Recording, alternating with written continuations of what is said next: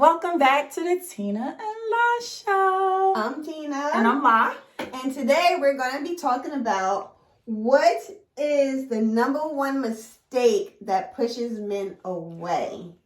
Ooh. Away from what, though? Like, just push him away. Like what make a man distant from you. Like in a relationship. Yeah.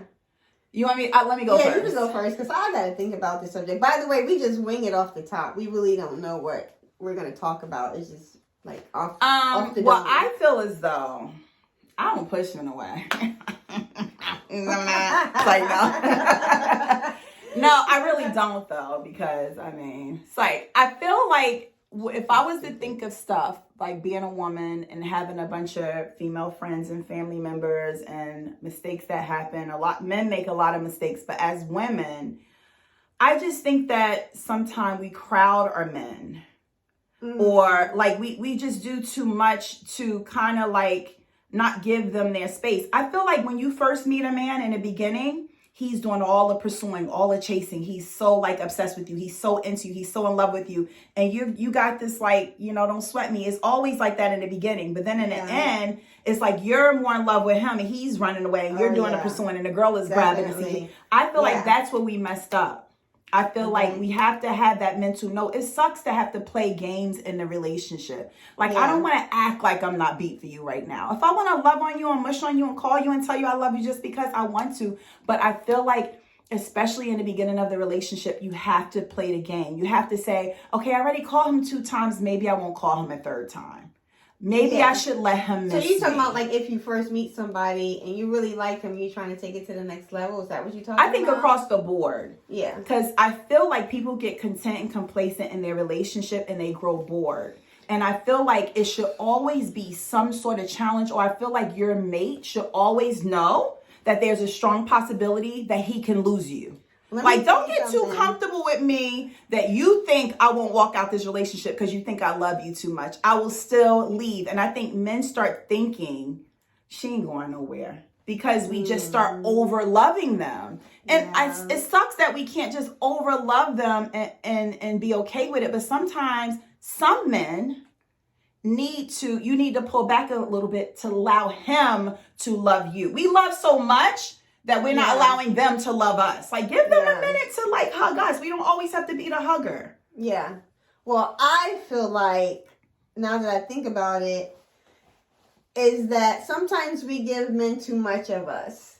And they don't, not that they don't deserve it, but I just feel like, for me looking back at my past relationship, I just feel like I give too much of myself and I get lost. And I get too much into them and I lose who I am. And then I think they start losing interest because I stopped doing what I'm supposed to do and I'm so into them that I don't know. And they fell in love with the challenge that you presented to them initially. Yeah.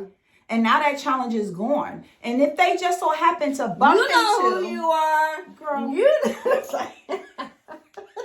Lord, are we gonna have to go through this at every? I don't think he subscribed. All right, but listen, if you get into a position that you're no longer a challenge to your mate, and I think this goes both ways, but majority for men with women, if you're not giving him a challenge anymore, and he's at work or he meets another woman that is giving him a challenge, she's gonna become more interesting. Yeah. So my thing is, it's so weird and it sucks because a lot of women, we just want to love you without all the BS. If I want to love you, I want to love you. All the lying and just. But you got to do a mental check and be like, you know what? I just realized the last 10 times I called or talked to my man, it was because I called him. He didn't call me. So guess what?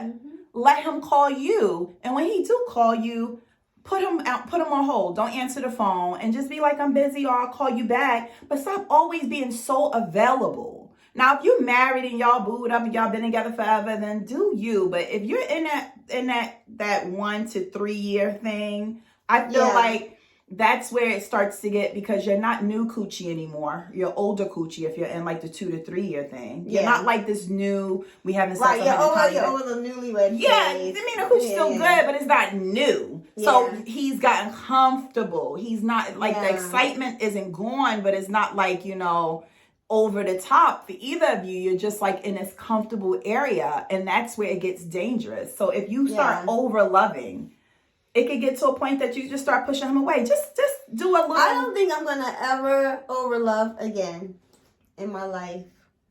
Well, see, that's the sad part, because I'm sick of I think you gotta over love a man that is deserving. I'm gonna over love myself. How about that? I think that in over loving yourself, you become more attractive.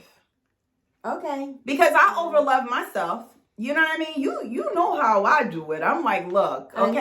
I'm just so busy. I'm like a romantic. Like, I'm just hoping for this ending, and then I always get my freaking heart broken. I think that you forget sometimes, Tina, is wait. I don't want it to be the Tina show. No, well, I got a comment. You keep fucking talking about yourself.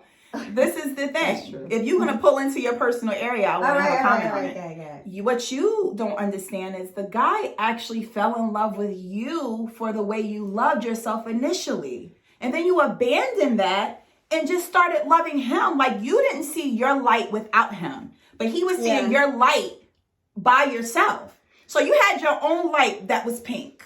But he met this pink light, and he's like, that I'm attracted to the light like a bug to the light. That was and then when you got with the guy, his light was blue. Your light started turning blue because you just wanted to be everything he wanted you to be. And you forgot about what you wanted to be. And yes. But at the same time, his light was also mixed with a whole bunch of gaslighting as well. But I feel like, this is how I feel. I've dated guys that was a piece of shit for other women and a great man to me. So what I'm saying is, whatever you accept or whatever they think they could get away with, like, guys are like badass little kids. They gonna try to get away with some bullshit. But I feel like your man should be a little scared of you. Like, yo, my girl found out about this. I told you I did not want to break that wall down. I didn't want to fall in love. I didn't want to do none of that crap. Oh, God, no, you take the chance to do this. I didn't want to do none of that. I wanted to stay behind my brick wall and not do it ever. Tina, then I let down that wall, and look what happened. Tina, it is virtually impossible for you to keep a wall up with somebody that you're going to fall in love with. If you don't want to fall in love with the person, you have to stop being around them, because they're going to pull you in.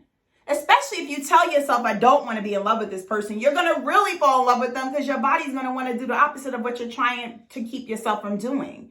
There's no control. You like you cannot choose who you fall in love with. That's true. So by you being around him, your love grew more and more and more to him. Right, but I still wanted to keep that I didn't want to give that 100% of me. I didn't want to do that. I didn't want to.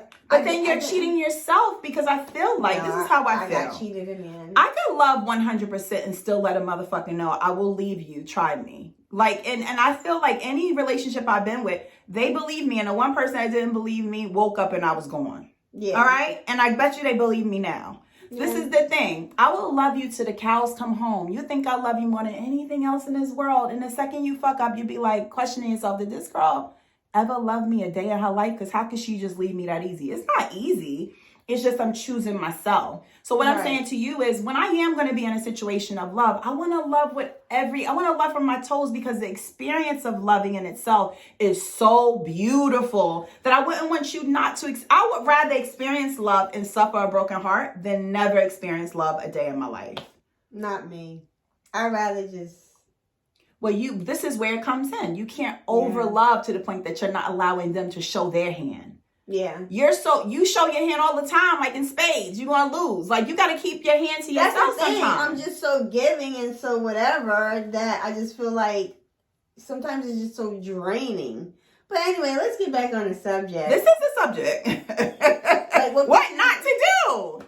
But I don't want you to, I want you to still love, but I want you to make sure the person is worthy of the love when it happens. I don't want you to love in a way that you're like, okay, you know, I love this guy and he's taking advantage of me. And I think a lot of women get taken advantage of because they love with everything. And all I'm saying is love, but have a third eye or do an outside, like an outer body, like look and be like, okay, I'm feeling like you're kind of more into this guy. But what if you're with a guy and you know he has a lot of red flags, whatever, and you still try to hang in there, you know, and give a benefit of the doubt. And then when you finally, you know, give in and trust, and then it just, you know what I mean? Like, well, I also feel like that's something women shouldn't do. Is that something that pushes a man away? Like, I don't. No, I feel like that's something women shouldn't do. Keep giving a motherfucker the benefit of the doubt.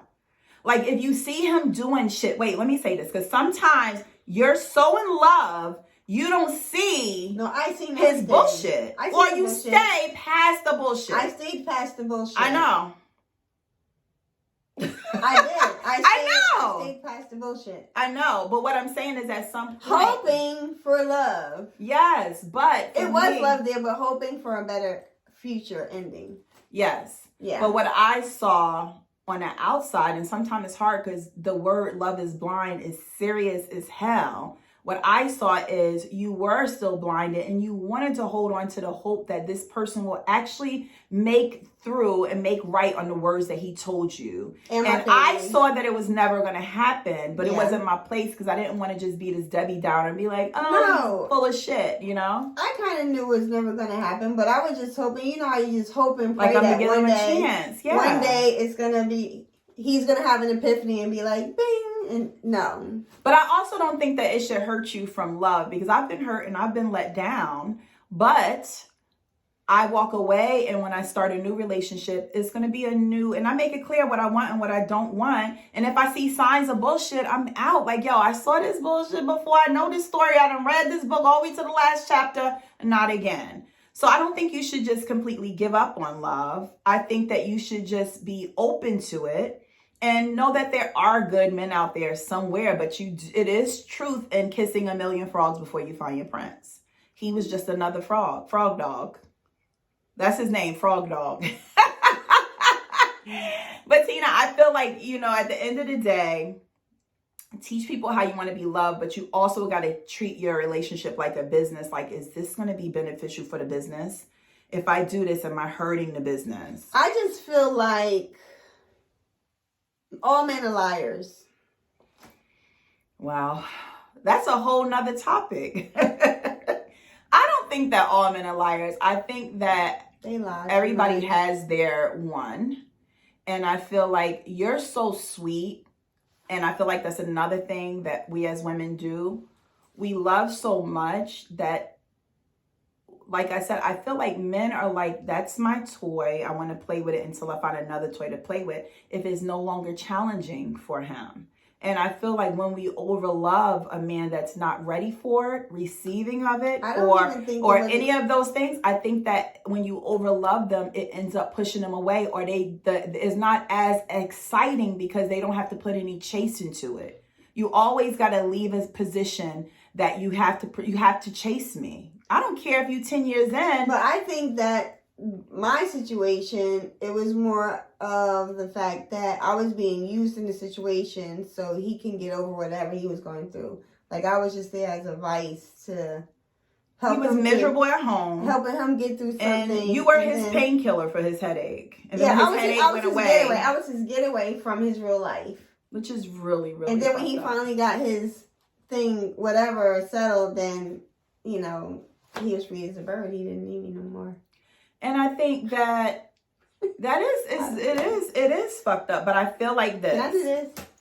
I feel like when you go through something like that, you have to know the telltale signs. If you get involved with someone and they have this baggage, you have to know, and you have to tell yourself, okay, I'm giving you a chance to get rid of this baggage, but I'm only going to give you to this point. And when it gets to a point that it's not fun anymore, I'm out. I think you knew that, but you were already too deep in love to get out of it, and you didn't know what to do. Yeah. And that's what I was saying to you. I was like, Tina, I just don't want you to get hurt. And I told you that from the beginning. Yeah. But I feel like it sets you up for something greater. Yeah. I feel like it's going to be something greater, whether it's the love for yourself or if you meet somebody else or whatever. But I feel like the next time you meet somebody, if he doesn't come to the table with his shit together, be like, okay, so what do you need to get your shit together? How long do you need to get your shit together? And then holler at me when you handle that. Opposed to getting in the dirt with him because he like, okay, she good. Ooh. Yeah. Anyway, this conversation go on forever, child. Yeah. Love yourself first. That's what you should do in a relationship. And make sure he working for your ass. Yeah. So leave a comment, like and subscribe, and let us know what you think about this subject. Sorry, it was all about, you know, it's a lot of women going through stuff like that. Life, whatever, but like I said, we do this off the dome, and we just talk about whatever comes to. And I'm proud of you for standing up and saying, I'm not going to stay in a situation anymore and not being a prisoner to the love, the heart, or the penis. Nope, I was not going to be there. Exactly. I could have caved in. I'm very proud of you. Because there's women that stay with dudes that treat them like crap, or he didn't treat you like crap, but he didn't treat you, he didn't move out of his situation to make you the only one. I feel like it's people that stay in that space for 10, 15, 20 years. And you was like, no, I'm done. Goodbye. Leave. That's dope. That's dope and that's strong. No text, and that's nothing. dope of you. So you should be proud of yourself. You knew you deserved more. You took a little bit of time getting out of it, but you did it. Yeah, so high five. Okay. What is this beautiful girl's name? I'm Tina. And I'm La. Thanks for tuning in. You're beautiful. Like and subscribe. Yeah. We'll be back with some more juicy, hot topics. Deuces.